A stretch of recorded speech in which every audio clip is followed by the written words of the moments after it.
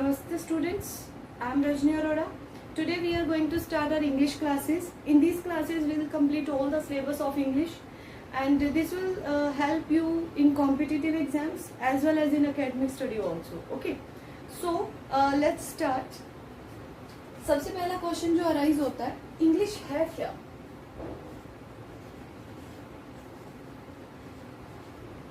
English है क्या? तो सबसे पहले जो आपका आंसर आने वाला है वो क्या है? English is a language.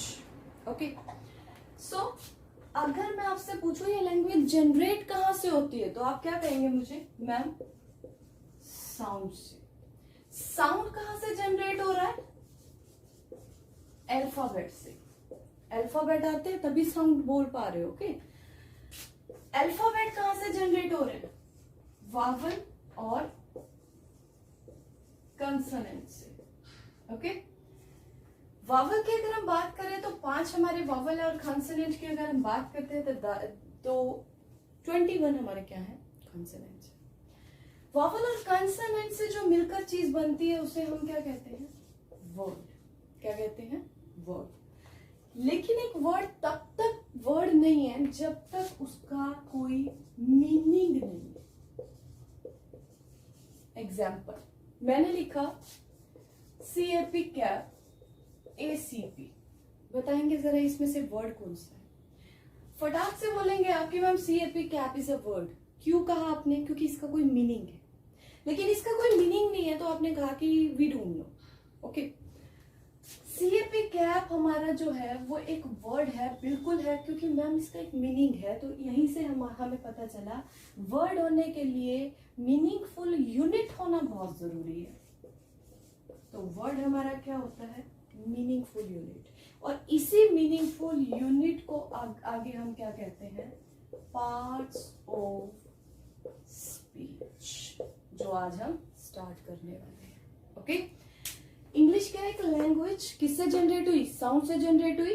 कहां से आई साउंड? अल्फाबेट से आई. किसका मिक्सचर है? अल्फाबेट, वावल और कंसोनेंट्स का. वावल कितने होते हैं? 5 होते हैं. कंसोनेंट्स कितने हैं? 21 है. इन दोनों से मिलकर क्या बनता है? वर्ड बनता है. और वर्ड क्या होता है? तब तक कोई वर्ड नहीं है जब तक उसका कोई मीनिंग नहीं है. मीन्स वर्ड क्या है? मीनिंगफुल यूनिट है.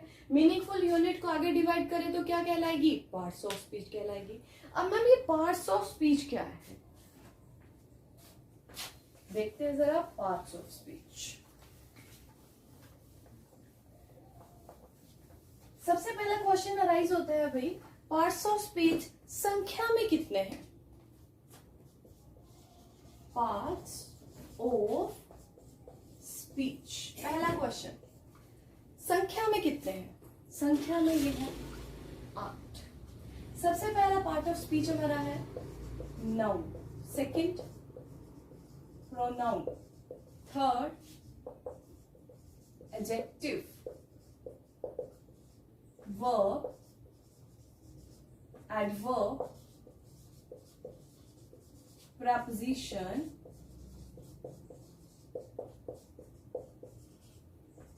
conjunction,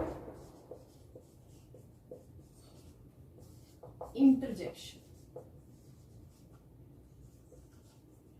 ओके, रिपीट करेंगे एक बार मेरे साथ. सबसे पहला पार्ट ऑफ स्पीच क्या है? Noun, pronoun, adjective. It's not adjective, it's adjective. A और जे के बीच में जब भी डी आता है तो वो हमारा क्या होता है? साइलेंट होता है. जैसे adjective, adjust. It's not adjust, adjust. Okay, D always silent. Okay, verb, it's verb नहीं, verb. Okay, adverb, preposition, conjunction, M silent नहीं होगा. ऑलवेज क्या करते हो आप लोग? Conjunction. It's not conjunction, it's conjunction. Interjection. Okay, noun, pronoun, adjective, verb, adverb, preposition, conjunction और interjection. सबसे पहला क्वेश्चन अराइज होता है भाई, इनमें से कौन पार्ट ऑफ स्पीच नहीं है? फर्स्ट मैंने लिखा आर्टिकल. सेकेंड मैंने लिखा नाउन. थर्ड मैंने लिखा प्रोनाउन. एंड फोर्थ मैंने लिखा वर्ब. बताएंगे जरा इसमें से कौन सा हमारा पार्ट ऑफ स्पीच नहीं है? देखिए जरा, क्या इसमें कोई आर्टिकल लिखा मैंने? नहीं. तो आर्टिकल हमारा पार्ट ऑफ स्पीच नहीं है. ओके, तो क्वेश्चन ये भी राइज हो सकता है कि इनमें से कौन सा पार्ट ऑफ स्पीच है। आर्टिकल दे दिया आपको, इंटरजेक्शन दे दिया आपको, दो कोई और दे दिए, ठीक है, तो नरेशन दे दिया, वॉइस दे दिया, तो आप क्या करेंगे, उसमें से क्या चूज करेंगे, हमारा इंटरजेक्शन हमारा पार्ट ऑफ स्पीच है। Okay, so it should be very clear to you. These are a part of speech, and you have to learn the names also. Okay, so what is our first part of speech? Noun. So now we will start about the noun. What is noun?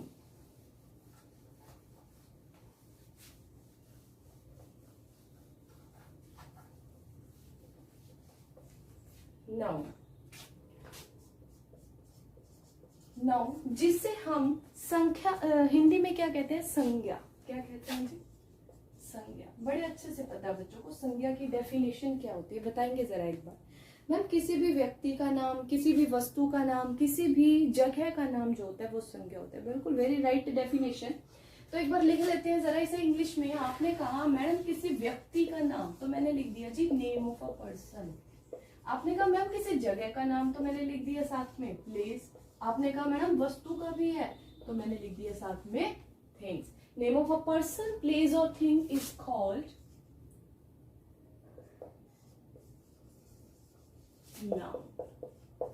Name of a person, place और thing is called noun. Okay, so this is your definition which you gave me. Okay, now I'll write some sentences on the board. You have to just choose the noun. Okay, first is Ram called Reena.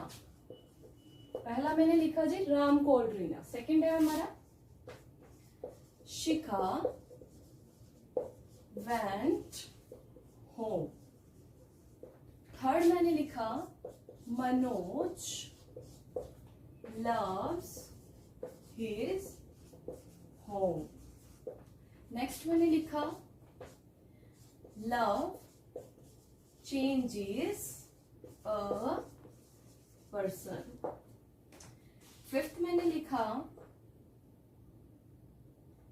the train reached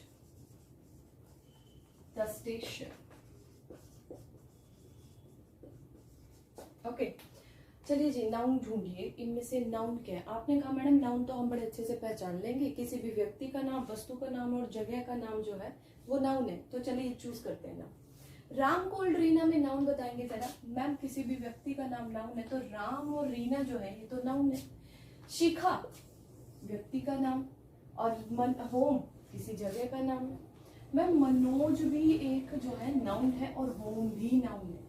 ma'am love भी noun है, person भी noun है। Okay, train भी noun है और station भी हमारा क्या है, नाउन है, क्योंकि जगह का नाम है। तो अब जो चीज मैं आपको बताने जा रही हूँ बड़े ध्यान से समझनी है आपको। ये जो आप है नॉर्मल ग्रामर, ये आप नहीं कर रहे हो, ये आपके कोई भी एग्जाम्स में नहीं आने वाली है। जिस ग्रामर की हम बात करें that is your functional grammar. Functional grammar का मैम मतलब क्या है? फंक्शनल ग्रामर का मतलब है एक शब्द आपके सेंटेंस में फंक्शन किस तरह से कर रहा है। अगर आप इतना काम कर लेते हैं, अगर आप इसे पहचान लेते हैं, तो आप 60 से 70% इंग्लिश का काम खत्म कर चुके हैं। क्या कहा मैंने? करना क्या है, एक शब्द आपके सेंटेंस में फंक्शन किस तरह से कर रहा है ये आपको पहचानना है। ओके, एक शब्द किस तरह से फंक्शन कर रहा है, किस तरह से यूज हो रहा है।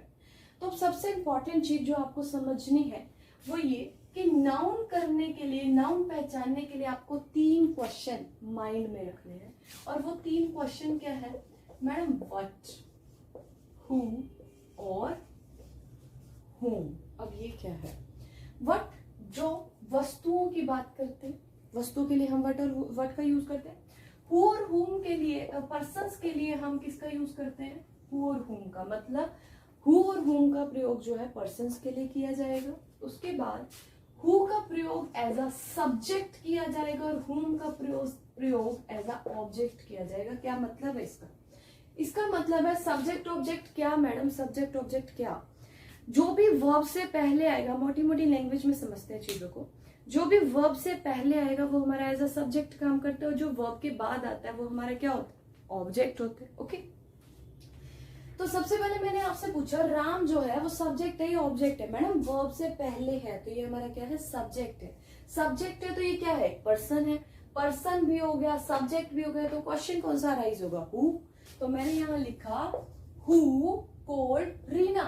हु कोल्ड रीना, तो आपने आंसर किया मैडम राम। भाई राम जो है वो हु का आंसर कर रहा है तो ये हमारा क्या हो गया? नाउन हो गया। राम कोल्ड रीना में मैंने लिखा, अब रीना को पहचानिए जरा, रीना क्या है? हमारा ऑब्जेक्ट है। ऑब्जेक्ट है और दूसरा ये पर्सन भी है, तो यहाँ पे मैं क्या क्वेश्चन राइज कर सकती हूँ? होम। तो मैंने लिखा राम कोल्ड होम, तो आपने मुझे कहा मैम राम कोल्ड रीना, तो होम का आंसर कौन कर रहा है? रीना। तो रीना भी हमारा क्या हो गया? नाउन हो गया। मैंने कहा व्हाट हु होम का जो भी आंसर करेगा वो सब हमारे क्या होंगे? नाउन होंगे। नेक्स्ट है शिखा, पर्सन है और कहाँ है? सब्जेक्ट है, तो यहाँ हम क्या लिखेंगे? हु वेंट होम, तो आपने मुझे कहा शिखा। शिखा वेंट होम। अब ये बताइए जरा, ये होम के लिए मैं क्या क्वेश्चन अराइज कर सकती हूँ? शिखा घर गई। शिखा कहाँ गई? शिखा घर गई। तो कहाँ को इंग्लिश में क्या कहते हैं? वेयर। तो वेयर का होम का आंसर कौन कर रहा है? वेयर। लेकिन देखना जरा एक बार, क्या वेयर का आंसर करने वाला हमारा नाउन है? नहीं। अब देखते हैं, बड़ा ट्विस्ट है इसमें। वो क्या है कि चाहे होम जगह का नाम है लेकिन फिर भी ये मेरा नाउन नहीं है। क्यों? क्योंकि मैम ये वेयर का आंसर कर रहा है। अब समझ आ रही है आपको? किसी भी चीज को देखते ही नहीं बोलना कि ये जगह का नाम है तो ये नाउन है। वेयर का आंसर करने वाले शब्द हमारे नाउन नहीं होते, तो ये हमारा नाउन नहीं है। मनोज लव्स हिज होम, मैंने आपसे बोला who loves his home? Manoj. Manoj loves what? क्या है जिसे मनोज प्यार करता है? उसका घर।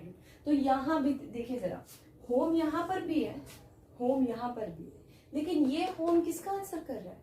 वेयर का। और ये होम किसका आंसर कर रहा है? व्हाट का। तो इनमें से कौन सा हमारा नाउन है? होम। क्लियर?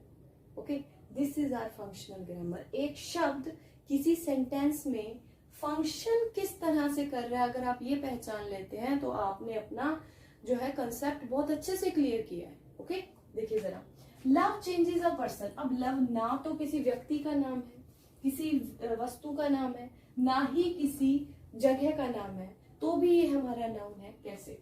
क्योंकि ये हमें आंसर करता है व्हाट का। व्हाट चेंजेस अ पर्सन, क्या है जो इंसान को बदल देता है? Love. Love changes whom, whom क्यों यूज किया? क्योंकि ऑब्जेक्ट के रूप में पर्सन की बात हो रही है। Love changes whom? A person. Okay, so this is our noun. आगे मैंने आपसे पूछा train reached a station. What reached the station? Train. What का आंसर कर रहा है? ट्रेन। ट्रेन जो है हमारा क्या होगा? नाउन होगा। ट्रेन रीच्ड वेयर, कहाँ पहुंची? स्टेशन पर पहुंची। तो स्टेशन हमारा क्या आंसर कर रहा है? वेयर का। और वेयर का आंसर करने वाले शब्द हमारे नाउन नहीं होते। सो आई होप कि एक नंबर तो आपका पक्का है कि नाउन पहचानने में आप गलती नहीं करेंगे। आपका क्वेश्चन आता कैसे है? आपका क्वेश्चन आ जाएगा 4 वर्ड्स के अंदर एक शब्द को अंडरलाइन करके आपसे पूछा जाएगा कि बताइए जी ये नाउन है, प्रोनाउन है, एडजेक्टिव है, एडवर्ब है। तो सबसे पहले आपको नाउन सिखा रही हूँ, तो नाउन पहचानना आना चाहिए कि ये नाउन है या नहीं, इसमें कोई गलती नहीं होनी चाहिए। ओके, चलिए एक चीज करते हैं, कुछ सेंटेंसेस लिखती हूँ, आपको क्या करना है? कमेंट बॉक्स में इसका आंसर करना है। ओके, इस वीडियो को देखने के बाद बिल्कुल आप आंसर कर पाएंगे, गलत नहीं होना चाहिए, राइट आंसर कीजिएगा।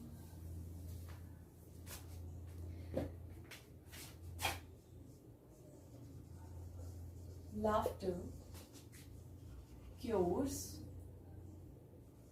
anxiety. Second, the year has passed quickly.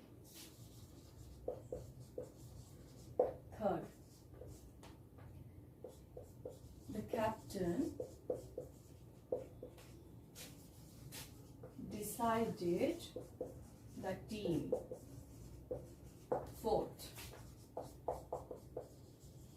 honesty is the best policy. These are 4 sentences and you have to choose only noun. Okay, watch the video again, and learn how to choose the noun and then answer in comment box. I'll wait for your answer. Till then, thank you so much. We'll continue our videos from tomorrow onward. So thank you so much and good day.